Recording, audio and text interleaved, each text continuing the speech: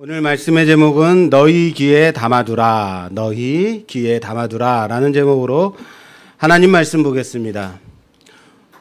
오늘 이 본문 말씀은 예수님의 두 번째로 예수님의 그 순환을 고지하시는 말씀입니다.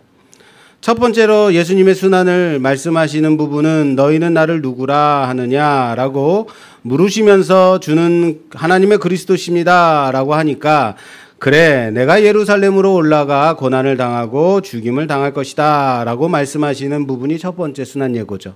그리고 오늘 본문이 변화산에서 내려오신 주님이 제자들이 겪고 있던 해결하지 못하는 뭐죠? 귀신 들린 아이에게서 귀신을 내쫓지 못하는 그것을 보시고 귀신을 내쫓고 나서 순환을 예고하시는 겁니다. 방금 그 놀라운 능력으로 귀신을 내쫓으셨는데 순환을 예고하시고 죽으신다고 말씀하시는 거예요. 왜 예수님은 이렇게까지 자꾸 나는 죽을 거다, 죽을 거다, 나는 자원하여 난 죽을 거다, 죽음을 예고하고 계시는 걸까? 우리 어르신들이 아이고 내가 빨리 죽어야지, 내가 빨리 죽어야지 이렇게 하면 어때요? 진심이에요, 아닌가요? 잘 모르겠어요. 그럴 때 그래요, 빨리 돌아가시세요. 그럼 좋아할 분이 있겠어요? 근데 예수님은 자꾸 죽으시게 되는 거예요. 제자들은 도통 이해할 수가 없습니다. 그래서 그들은 알지 못하고 묻기조차 두려워하더라 라고 말씀하고 있어요. 묻기를 두려워하다. 왜 그랬을까요? 첫 번째 순환 예고하셨을 때 베드로가 안 됩니다, 그런 일이 일어나면 안 됩니다 하고 막아섰죠. 그랬더니 뭐라 그랬어요? 예수님이 사단아 물러가라 라고 말씀하시죠. 혼났죠. 왜 두려웠겠어요? 두 번째, 또 혼날까 봐. 복음서는 크게 두 부분으로 나눠져 있다 생각하시면 됩니다. 첫 번째는 예수님께서 하나님 나라를 선포하시고 그 나라의 실체로 보이신 사건들. 뭐죠? 기적을 일으키시고 병자를 고치시고 죽은 자를 일으키시고 귀신을 내쫓으시고 이것이 하나님 통치의 권세를 보여주시는 사건들이다. 이게 첫 번째예요. 두 번째는 나머지 하나는 후반부에서 이 권세를 가지신 예수님이 죽으셔야 한다. 수많은 고난을 받으시고 죽으셔야 된다라는 말씀으로 이어지고 있습니다. 제가 예전에 놀랬던 것은, 성경을 안 볼 때, 어릴 때 놀랬던 것은 예수님이 공생애를 하시고 이 생활 가운데서 예수님의 생애 가운데서 죽은 자를 고치시고 병을 고치시고 기적을 일으키시고 놀라운 일들을 하신단 말이에요. 이것들이 아주 많은 공간을 차지할 줄 알았는데 나중에 성경을 읽어보니까 예수님의 이 공생애의 일들과 이 순환으로 죽음으로 고난으로 가시는 부분이 이 비중이 거의 비슷하다라는 거예요. 도리어 어느 부분에 가면 예수님이 죽음을 향해 가시는 이 부분, 예루살렘으로 올라가시는 부분이 더 많이 차지하고 있더라라는 겁니다. 오늘 본문은 예수님께서 내가 고난을 당해야 하고 순환을 예고하시는 장면입니다. 그런데 그 앞에 사건이 뭐였다고요? 귀신 들린 어린 아이를 쫓아내시는 사건이 이어서 연결되고 있는 말씀인 거예요. 그냥 갑자기 순환을 예고하신 것이 아니라 앞에 사건과 이어서 봐야 되는 말씀입니다. 이 두 사건은 대립되어 모순되어 보이는 사건 같죠. 예수님이 귀신 들린 자를 고쳤는데 바로 난 죽어야 돼. 그러나 이러한 대립 구조, 모순되어 보이는 이 구성은 우리가 3주째 보고 있는 구성이다라는 겁니다. 먼저는 앞에서도 언급했듯이 주님께서 너희는 나를 누구라 하느냐, 하나님의 아들이십니다, 하나님의 그리스도십니다. 그래 이제 나는 예루살렘으로 올라가서 죽임을 당한다. 아니 하나님의 그리스도시라면서요. 대립되어 보이는 구조죠. 모순적이죠. 그리스도신데 죽으신다고요? 죽은 자도 살리신 그가 주의 통치 세상의 통치자로 오신 하나님의 아들이신 그분이 죽어야 한다는 게 이해가 안 되는 겁니다. 이건 세상의 권세에 패배하는 것 아닌가요? 죽는다는 것. 납득하지 못하겠다라는 거예요. 납득할 수 없는 겁니다. 또한 변화산에 올라가 기도하시던 중에 용모가 변화되시고 그 옷이 빛과 같이 빛납니다. 영광 그 자체인 거죠. 그리고 모세와 엘리야가 나타나서 영광스러운 모습으로 변화되신 주님과 대화를 나눕니다. 그런데 그 대화의 내용이 뭐예요? 예루살렘으로 올라가서 별세하십니다 라는 대화였습니다. 이 놀라운 영광을 보이시는 분이 별세하신다니요. 베드로는 정신을 못 차리고 여기다가 초막 셋을 짓겠습니다 라고 말하고 있습니다. 그리고 오늘 본문 말씀인 거예요. 세 번째, 방금 귀신 들린 아이를 고치신 후에 바로 주님이 그래 나는 죽음을 당할 것이다, 나의 순환을 예고하고 계시다 라는 겁니다. 43절에 보니까 사람들이 다 하나님의 위엄에 놀라니라. 그들이 다 그 행하시는 모든 일을 놀랍게 여길세 예수께서 제자들에게 이르시되 이 말을 너희 귀에 담아두라. 인자가 장차 사람들의 손에 넘겨지리라 라고 말씀하시는 거예요. 강력한 귀신 들린, 강력한 귀신에게 사로잡힌 아이를 고치십니다. 꾸짖어 내쫓으십니다. 이것을 보고 사람들이 다 놀라 하나님의 위엄에 놀랐다라고 말하고 있습니다. 그때 주님은 제자들에게 이 말씀 하시는 거라고요. 연결해서 보시라고요. 이 말을 너희 귀에 담아두라. 따라서 합시다. 이 말을 너희 귀에 담아두라. 이런 겁니다. 이 놀라운 능력을 가지신 분이 하나님의 위엄이 함께 하시는 분이심에도 불구하고 장차 사람들의 손에 넘겨진다고요? 그래서 뭐라고 말씀하시는 거예요? 그러니까 너희 귀에 담아두라 라고 말씀하시는 거예요. 이해되지 않는다고, 납득할 수 없다고, 그건 아니죠, 그럼 안 되죠 라고 하지 말라는 거예요. 지금은 이해되지 않는다 할지라도 너희 귀에, 너희 마음에 담아두어라 라는 겁니다. 누가복음은 누구에게 보내진, 첫 번째로 누구에게 보내진 편지입니까? 데오빌로 각하라고 되어 있습니다. 예수를 믿는다는 게 무엇인가를 그에게 소개하는 말씀으로 시작이 됩니다. 여기 데오빌로는 누굽니까? 세상의 권세 잡은 고위층의 누군가를 말한다고 했습니다. 그 세상의 권세를 가진 자에게 예수는 누구신가? 그는 과연 하나님의 아들이시다. 놀라운 능력과 권능을 가지신 분이시다. 소개하는 거예요. 그런데 갑자기 그분이 가지신 권세는 세상의 권력과 권세와 다르다라는 것을 말하고 있는 거예요. 그분이 가지신 능력은 세상의 힘보다 크다. 그런데 이 세상의, 이 세상식의 권력은 아니다라는 겁니다. 세상은 적자 생존, 약육강식이 판을 치는 세상이죠. 이기는 자는 이기는 것이고 지는 자는 그냥 지는 게 아니고 완전히 망하는 겁니다. 이것이 세상의 법칙, 권력 구조입니다. 그러나 하나님 나라의 권세는 다르다라는 겁니다. 힘을 가지고 상대를 누르고 밟아서 가지는 승리가 아니라 죽어서 망하는 것에서도 생명을 만들어내는 생명의 권세와 권능이라는 사실입니다. 이것이 복음의 본질이라는 사실을 믿으시길 바랍니다. 말씀 한번 볼까요? 고린도후서 12장입니다. 고린도후서 12장 7절에서 9절 말씀. 7절에서 9절 말씀. 여러 계시를 받은 것이 지극히 크므로 너무 자만하지 않게 하시려고 내 육체에 가시 곧 사탄의 사자를 주셨으니 이는 나를 쳐서 너무 자만하지 않게 하려 하심이라.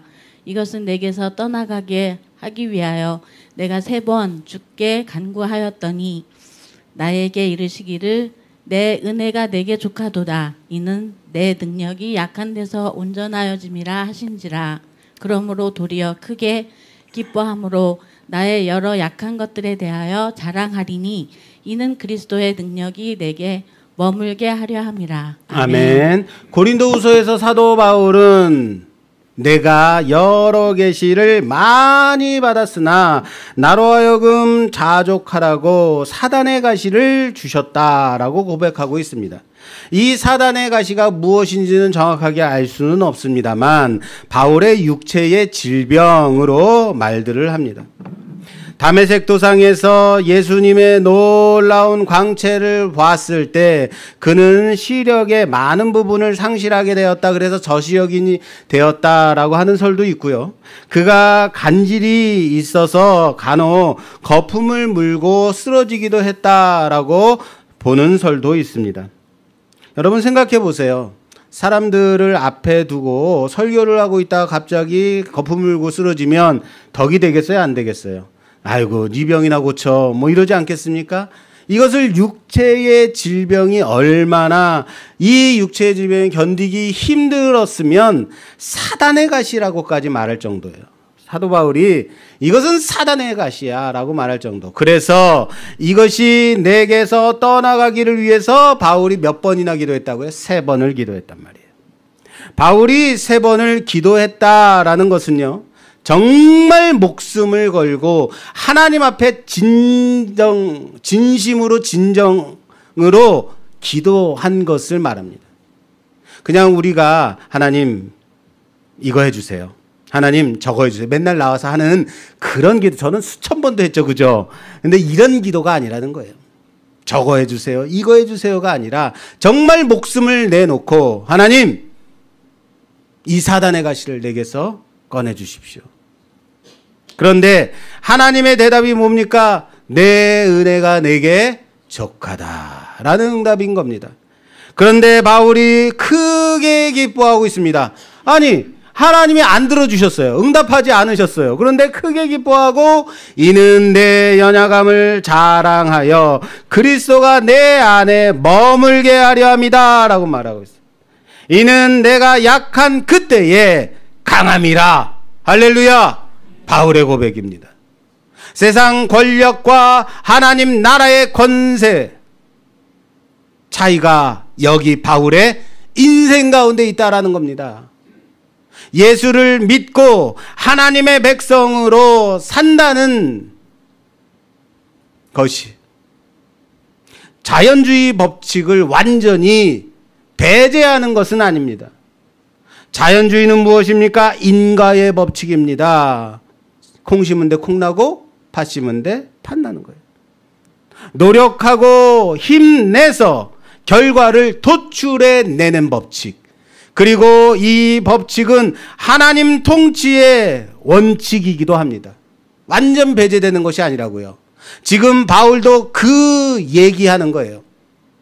바울의 고백도 하나님의 종으로서 하나님의 나라와 하나님이 보내신 예수 그리스도가 누군가를 전달하는데, 선포하는데 그를 증거하기 위해서 사단의 가시를 제거하여 주십시오 라고 소원하는 겁니다. 지극히 당연한 기도죠. 그거 빼주시면 더 잘할 수 있습니다. 그거 가져가시면 더 열심히 할 수 있겠어요. 더 덕이 된다고요. 하나님, 이런 기도예요. 자신의 이익을 구함도 아닙니다. 공명심도 아닙니다. 복음을 위해서 신앙적 헌신으로 이것이 필요하다라는 겁니다. 그렇지 않겠습니까? 그럼에도 주님이 거절하십니다. 네가 더 가져서 더 능력이 있어서 나를 보충할 수 있는 것이 아니다. 이해되세요? 사도 바울도 그렇게 생각했던 겁니다. 하나님을 향한 진심과 열심으로 내가 더 크고 강하면 하나님이 영광 받으신다. 내가 더 성공하면, 내가 더 부흥시키면 하나님이 영광 받으신다. 내가 더 열심히 하면 하나님 나라가 더 확장되어질 것이다 라고 생각했던 거예요. 그것이 하나님의 나라와 복음을 위한 마음인 거죠. 그러나 주님은 내가 너에게 줄 만큼 충분히 주었다 라고 대답하시는 거예요. 왜요? 왜 이렇게 대답하실까요? 하나님은 나의 약한 데서 나를 온전케 하시기 때문이다. 우리는 심은 만큼 거둔다라고 생각합니다. 그리고 세상의 법칙이 그래요. 내가 한 만큼 거두는 것이다 라고 생각한다고요. 세상의 법칙입니다. 인과의 법칙이라고요. 그러나 하나님의 통치에서는 내가 거꾸로 갔음에도 불구하고, 내가 반대로 달려갔음에도 불구하고 더 큰 열매가 맺혀지더라. 할렐루야. 나의 다름질로가 아니라 내가 반대로 갔음에도 불구하고 더 열매가 맺혀진다면요. 놀랍지 않으신가요? 우리는 예수를 믿으면 더 신자다워지는 것을 도덕적, 능력적, 신앙적으로 더 거룩해지는 것으로 여긴다고요. 그러나 사도 바울의 사건 속에서 성경은 그게 다 아니다. 그게 다가 아니다라는 것을 말씀하고 있다라는 거예요. 무슨 말인지 아시겠습니까?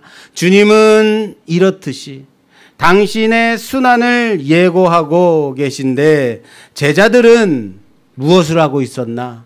주님은 나는 이제 고난을 당하고 죽임을 당할 것이다 라고 말씀하고 계신데 제자들은 무엇을 하고 있는지 아십니까? 오늘 본문 말씀 볼까요? 46절에서 48절 말씀, 9장 46절에서 48절 말씀입니다.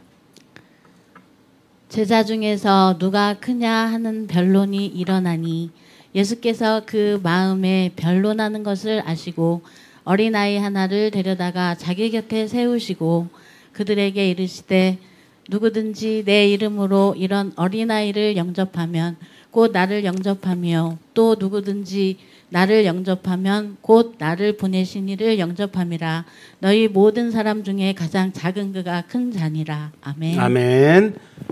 지금 다른 본문이 아닙니다. 예수님이 나는 순환을 당하고 죽임을 당할 것이다 말씀하셨는데 바로 이어서 이 본문인 거예요. 이 말씀인 거예요. 제자들이 하는 말이 뭐예요? 제자들은 여전히 세상의 권세에, 세상의 법칙에 익숙해 있는 자들이다. 그들이 주님을 따르는 이유 중에 가장 큰 것은 단지 하나님의 나라의 도래, 이스라엘의 회복만이 아닌 세상의 것과 같은 그 권세 한번 잡아보겠다는 심산 아니었을까요? 지금 그거 나오고 그거 말씀하는 거예요. 그래서 그들 속에서 이 다툼이 일어났습니다. 누가 더 큰 자인가? 누가 더 높은 자리에 앉을 만한 자인가? 변론하고 있는 겁니다. 어쩌면 우리는 지금 3주째 똑같은 설교를 듣고 있는 것 아닐까 생각합니다. 물론 당장 설교를 듣고도 바로 잊어버리는 놀라운 은사가 있는 우리들에게는 항상 설교가 새롭죠. 그러나 여러분 잘 생각해 보세요. 3주 내내 똑같은 메시지예요. 주님은 지금 하늘의 영광, 놀라운 권세, 생명의 주권자이심을 보여주시고 말씀하시고는 바로 죽음을, 순환을 말씀하시고 있다라는 겁니다. 3주째. 왜 이렇게 반복하고 계실까요? 3번 말씀하고 계시다는 거 뭐예요? 3번을 얘기해도 100번을 얘기해도 제자들은, 그리고 우리들은 지금은 여전히 이해할 수 없다.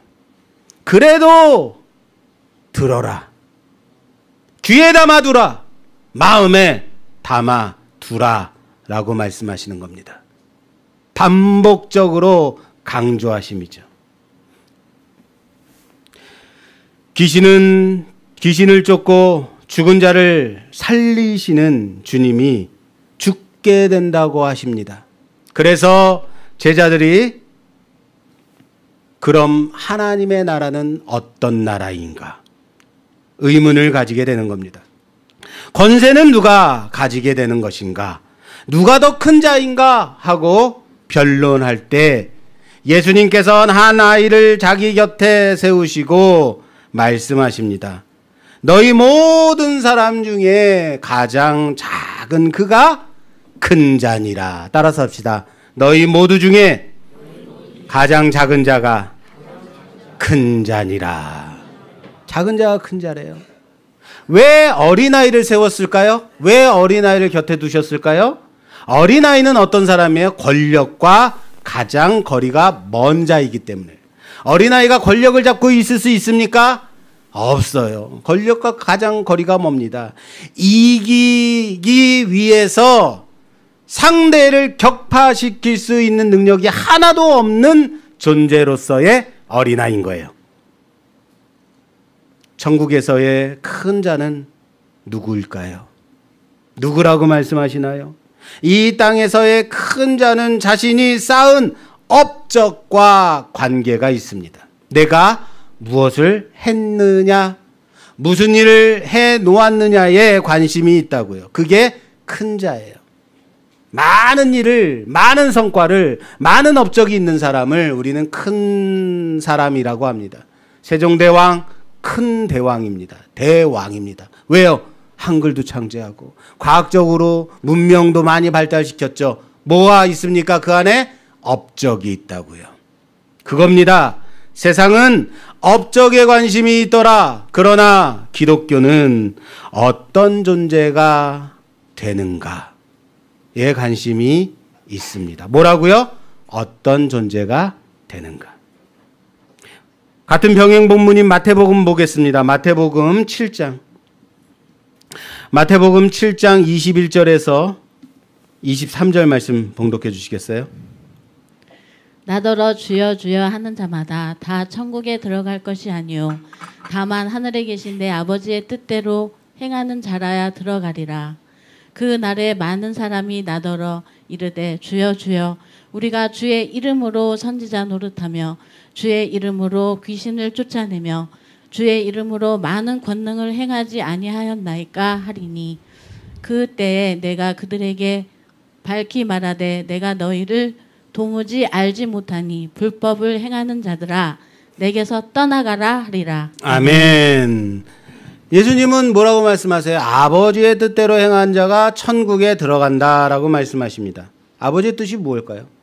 사람들이 와서 선지자가 선지자의 일을 한 것이, 근데 우리가 선지자의 노릇을 했습니다라고 말을 하고 있어요. 여러분, 선지자가 선지자의 일을 하는 것이 잘못인가요? 문제인가요? 그런데 이들의 말을 우리는 잘 볼 필요가 있어요. 뭐가 문제예요? 뭐가 문제예요?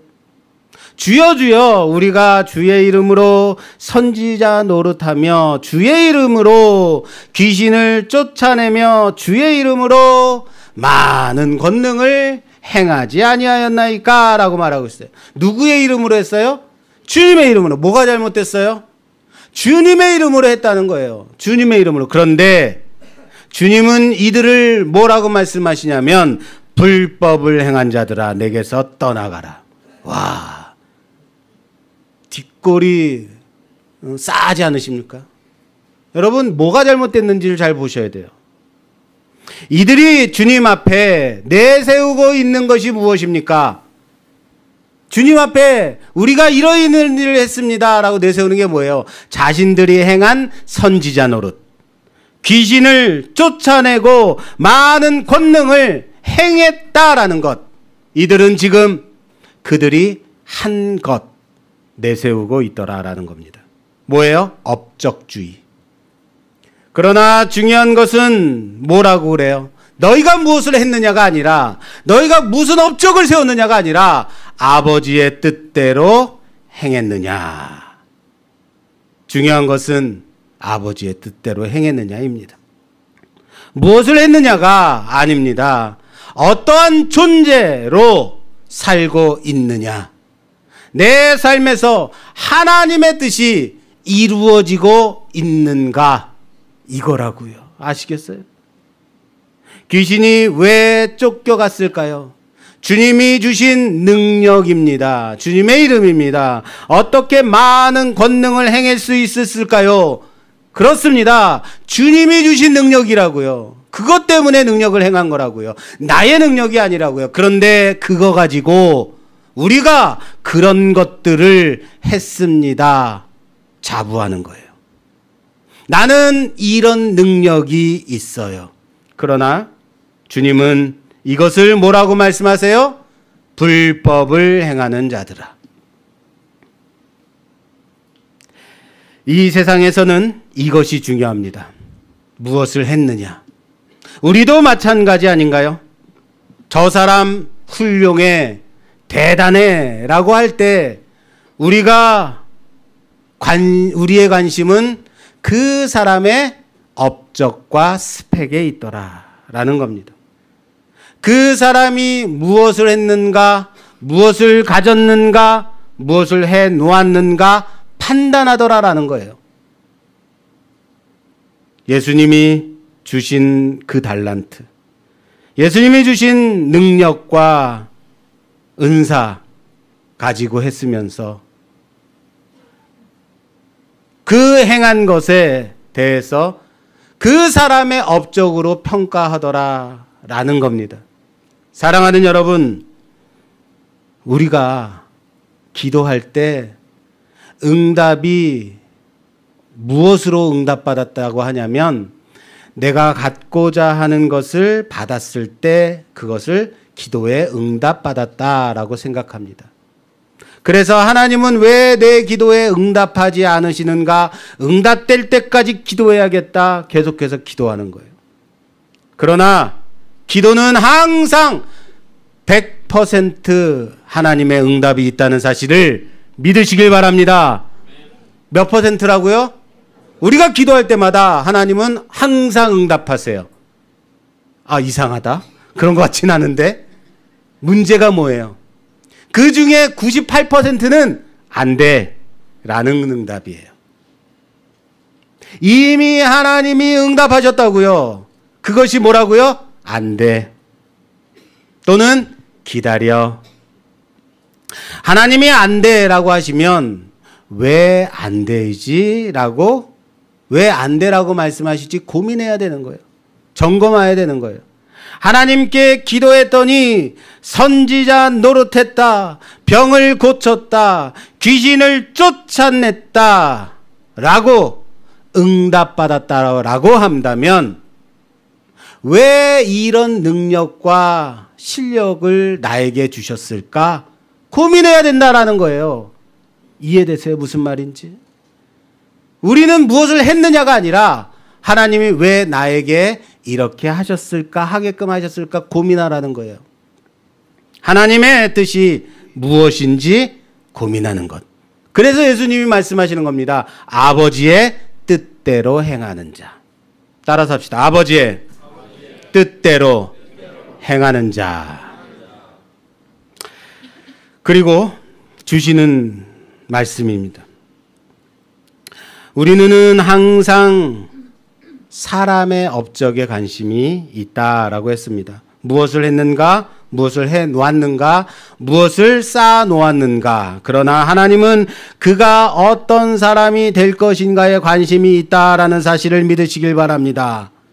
너는 너의 삶 가운데서 어떤 사람이 되겠느냐? 너는 어떤 존재로 살아갈 거니? 그게 천국에서의 큰 자가 하는 이 땅에서의 고민이라는 사실을 믿으시길 바랍니다. 오늘부터 고민하십시오. 나는 어떤 존재로 살아갈 것인가? 나는 어떤 존재로 그렇게 싸우며 세워져 갈 것인가?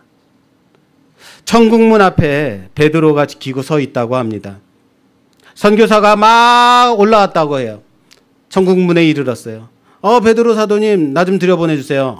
이 문은 1000점 이상 맞아야지만 들어갈 수 있어. 자, 네가 세상 가운데서 뭘 했는지 한번 얘기해봐. 저요. 평생을 선교사로 섬겼습니다. 그래? 대단하다. 2점. 저요. 오지 정말 다른 선교사들이 가기 싫어하는 그런 곳만 찾아다니면서 선교했습니다. 힘들었겠다. 3점. 3점이라고요? 저요. 평생을 한 곳에 머물지 않고 정말 정착하지 않고 나그네 삶을 살았습니다. 그래 수고했어. 2점. 큰일 났다. 저요. 가정도 잘 세우고 아이들도 잘 키웠습니다. 정말 힘들었겠다. 3점. 몇 점이에요 지금까지요? 몇 점이야 합이? 10점이야? 네. 그리고 야 빨리 네가 할 수 있는 걸 빨리 말해봐. 언제 1000점 채울 거야? 저요. 선하고 착하고 말씀 잘 지키며 그렇게 칭찬받으며 살았습니다. 수고했어. 그래 2점. 야, 몇 점이 부족해요? 988점이 부족해요. 큰일 났다 하고는 그때 무릎을 꿇었습니다. 그리고 예수님 어떻게 하면 좋습니까? 나 12점밖에 못 맞았어요. 어떻게 해야지 천국문에 들어가요? 주님 도와주세요. 그래? 1000점. 아시겠어요? 저 좀 도와주세요. 나의 능력과 힘으로 들어갈 수가 없어요. 라고 했더니 1000점이에요. 제자들이 천국에서 누가 큰 자인가, 서로 간에 누가 더 큰 자리에 앉을 자인가 변론하고 있습니다. 예수님은 어린아이를 세우십니다. 아이는 무능한 존재입니다. 이렇게 얘기해서 미안합니다. 그러나 세상의 시각으로 볼 때 아이는 능력이 없어요. 권력에서 가장 거리가 먼 존재입니다. 스스로는 살아갈 힘이 없는 존재. 그래서 항상 부모를 의지하는 존재라고요. 그리고 천국에서의 큰 자는 누굽니까? 천국에서 큰 자가 이 어린아이 같은 자를 영접하는 자, 그가 큰 자다라고 말씀하십니다. 어린아이를 영접한다. 이 아이를 영접한다는 건 무슨 의미일까요? 영접한다는 것은. 어린아이는 어떤 존재예요? 무엇에든 보탬이 안 돼요. 솔직히. 무엇을 하든지 도움이 안 돼요. 엄마 옆에서 엄마가 콩나물 껍질 까고 있는데, 대가리 따고 있는데 너도 여기서 해. 그러면 뭐 해요? 애는 거기다 막 장난쳐요. 잠깐 눈 돌리면 저기 가서 사고 치고 있어요. 하루 종일 졸졸 따라다니면서 뒤치다거리예요. 요즘은 그래서 할아버지 할머니들의 손주 보는 게 너무 힘들다는 거예요. 아이가 알아서 자기 일하고 착한 일하고 설거지하고 청소하고 이불 개키고 절대 안 해요. 그런데 그를 영접하는 자가 천국에서 큰 자라고 말씀하십니다. 마태복음에서는 이에 덧붙여서 이런 말씀까지 하고 계십니다. 마태복음 18장 5절에서 9절 말씀. 또 누구든지 내 이름으로 이런 어린아이 하나를 영접하면 곧 나를 영접함이니, 누구든지 나를 믿는 이 작은 자 중 하나를 실족해 하면 차라리 연자 맷돌이 그 목에 달려서 깊은 바다에 빠뜨려지는 것이 나으니라. 실족하게 하는 이들이 있음으로 말미암아 세상에 화가 있도다. 실족하게 하는 일이 없을 수는 없으나 실족하게 하는 그 사람에게는 화가 있도다. 만일 내 손이나 내 발이 너를 범죄하게 하거든 찍어 내버리라. 장애인이나 다른 다리 저는 자로 영생에 들어가는 것이 두 손과 두 발을 가지고 영원한 불에 던져지는 것보다 나으니라. 만일 내 눈이 너를 범죄하게 하거든 빼어내버리라. 한 눈으로 영생에 들어가는 것이 두 눈을 가지고 지옥불에 던져지는 것보다 나으니라. 아멘. 아멘. 어린아이는 무능하고 도움이 안 되는 미천한 존재, 작은 자입니다. 작은 자입니다. 괜히 어디 가서 조재용 목사가 어린아이를 비하하더라 이런 얘기는 하지 마십시오. 네. 그런데 실족해 하면 연자맷돌을 목에 메고 바다에 빠지는 것이 더 나을 것이다 라고 말씀하세요. 왜 이렇게까지 심각하게 말씀하실까요? 실족하게 하는 일이 없을 수는 없지만 실족하게 하는 자는 그런 것이다 라고 말해요. 여러분, 사는 게 힘들어요. 일하는 게 힘들어요. 우리가 힘들다고 이렇게 말할 때 정말로 일이 힘든 게 아니라는 것 여러분 아십니까? 우리가요, 정말로 힘든다고 할 때는 일이 힘든 게 아니고 사람이 힘든 거예요. 관계가 힘든 거 아니에요. 그렇지 않나요? 그게 세상의 관계예요. 잘 생각해 보세요. 여러분들이 정말로 스트레스 받고 넘어지고 무너지고 실패할 때, 낭망할 때 여러분 일이 힘들어서 넘어지는 거 아니에요. 사람 때문에 넘어져요. 실족하는 일이 없을 수는 없어요. 그러나 실족하게 하는 자에게는 화가 있다라고 말씀하고 계세요. 적어도 네가 다른 사람에게 은혜와 능력을 주지는 못한다 할지라도 적어도 실족하게 하지는 말아라 라는 말씀인 거예요. 그리고 바로 이어서 손이나 발이 너를 범죄케 하거든 찍어 빼어 내버리라 라고 말씀하세요. 범죄케 하거든이라는 말은 범죄할 어떠한 가능성까지도 다 말하는 거예요. 볼까요? 그렇다면 찍어 내버리라고 말씀하신다. 무섭지 않습니까? 너를 범죄케 하거든. 너 때문에 다른 사람이 실족해 된다면 내 발을, 내 손을, 내 눈을 빼어버리라. 찍어버리라. 무섭지 않습니까? 여러분 눈이 뽑히고 손, 발이 잘리면 어떨까요? 아프죠. 맞아요. 여기 그렇게 써놨어요. 물론 아플 겁니다. 그런데 아프기만 하고 끝인가요? 불편하죠. 여러분 팔이 없으면 불편하죠. 우리처럼 시각에 장애가 있으니까 어떻게 해요? 좋습니까? 불편하다고요. 그거 말하는 거예요. 그래도 남을 실족해 할 것 같으면 불편하게 살아라라는 거예요. 남을 실족하게 할 바에는 네가 불편한 게 낫다. 이해되세요? 무슨 말인지? 하나님은 교회를 우리의 몸으로 설명하고 계세요. 사람이 내 중심이, 삶이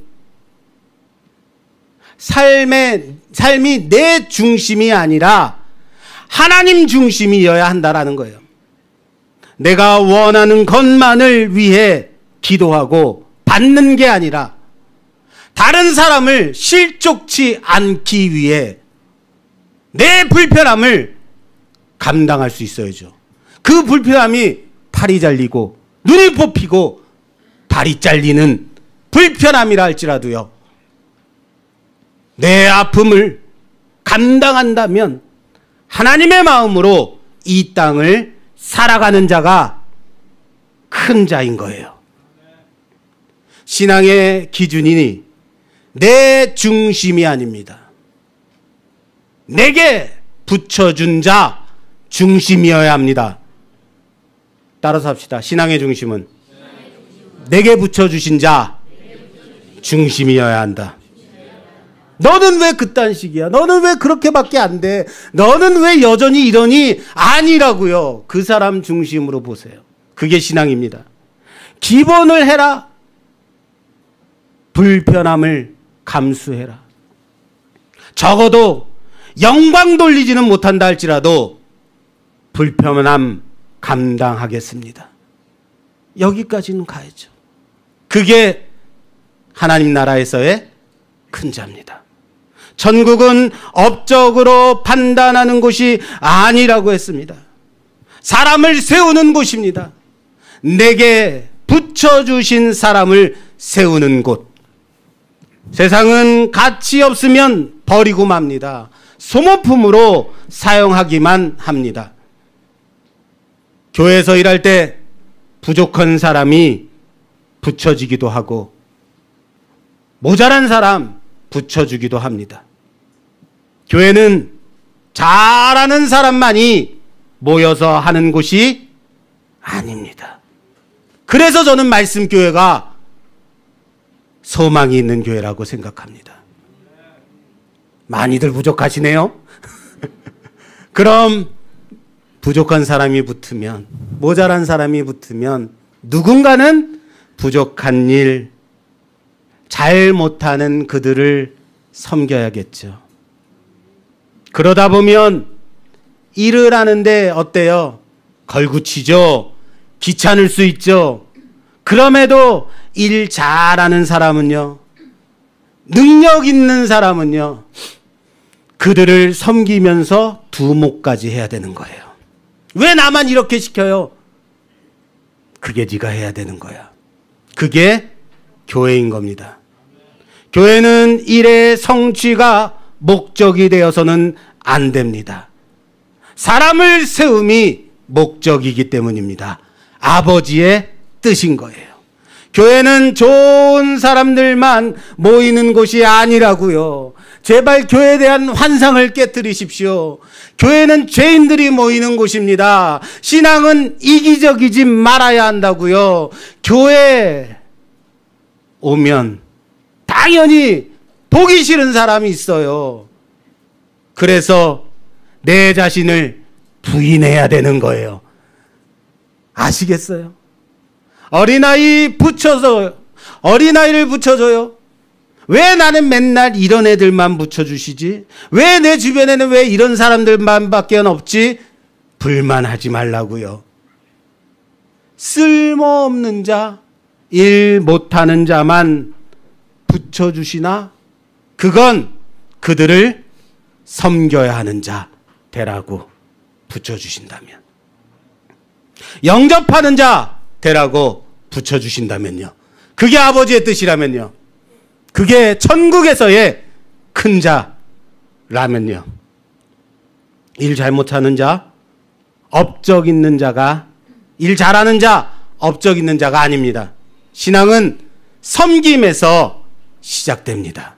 따라서 합시다. 신앙은 섬김에서 시작된다. 믿으십시오. 정말 힘든 건 사람을 섬기는 일입니다. 가만 보면 항상 사람이 골칫거리예요. 이 사람 때문에 공동체가 힘들다? 맞아요.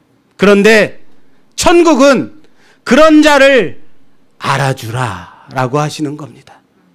주님의 마음과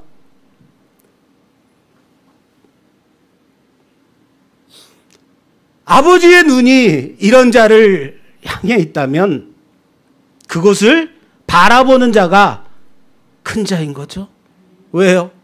주님의 뜻을 따라 함께 바라보는 자이기 때문인 거예요. 나로 인해 누군가가 위로를 받는다면, 힘을 얻고 은혜를 얻는다면 그가 큰 자인 겁니다. 나에게 묶어주신 그 자 있습니다. 스스로 불편함 참으며 가십시오.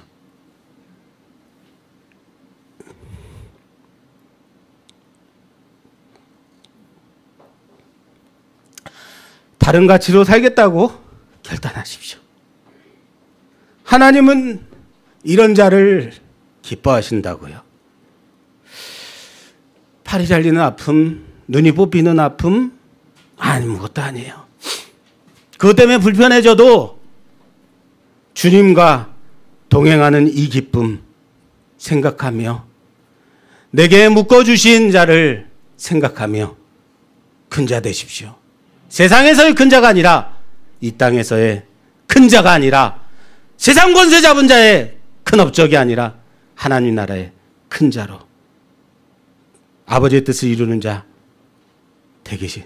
되는 우리 모두가 되기를 주님의 이름으로 부탁합니다. 내가 발견하는 나의 한계, 나의 인생의 무력함, 나의 하는 모든 것들 다 나에게 책임지라고 하지 않습니다. 하나님이 책임져 주시겠다고 합니다. 지금의 고난과 어려움, 세상 가운데서의 낭망나고자 실패자 있는 것처럼 그렇게 느껴질 때 왜 나만 이런가 이해되지 않을 때 그냥 이 말씀 귀에 담아두십시오. 세상을 이해하려고 하지 마십시오. 하나님을 이해하는 자 되십시오. 하나님의 말씀을 아는 자. 세상과 거리를 두고 하나님과 가까이 하나님을 따라 예수 그리스도를 붙잡고 따라가는 우리 모두가 되기를 주님의 이름으로 축원합니다. 축원합니다.